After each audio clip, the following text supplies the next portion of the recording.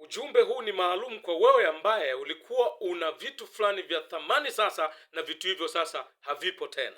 Ulikuwa na kazi moja nzuri sana, na sasa hiyo kazi haipo tena. Ulikuwa na mke bora sana, mke mzuri sana ambaye alikusaidia sana kwenye maisha yako, na huyo mke sasa hayupo, pengine kakukimbia ama amefariki ama kuna jambo lolote limempata. Ulikuwa na mtoto fulani ambaye alikuwa anakusaidia sana kwenye maisha yako, alikuwa na pesa nzuri, alikuwa na mshahara mzuri, alikuwa na kazi nzuri, alikuwa na biashara nzuri, sasa hayupo. Nazungumza na wewe sasa ambaye umepotelewa na kitu kikubwa cha thamani, na sasa umekata tamaa, sasa umedhoofika, unadhani hakuna nafasi nyingine tena, unadhani hakuna maisha mengine tena. Taka nikuhakikishie, maisha bado yapo. Mungu bado ana nafasi nyingine ya pili, bado ana nafasi nyingine ya pili amekuandalia. Iko nafasi ya pili amekuandalia. Katika Yoeli 2:25 inasema, nami nitawarudishia miaka ile iliyoliwa na nzige, parare, madumadu, tunutu na madumadu.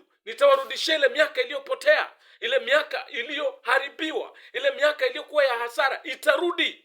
Mungu ana nafasi nyingine tena kwa ajili yako. Usikate tamaa licha kuwa umepoteza vitu vya thamani. Amini, Mungu anakwenda kukurejeshea, anakwenda kukupatia nafasi nyingine tena ya pili, nafasi ya baraka, nafasi ya mafanikio katika jina la Yesu. Nami nakuombea upokee sasa kwa damu ya Yesu Kristo. Amen.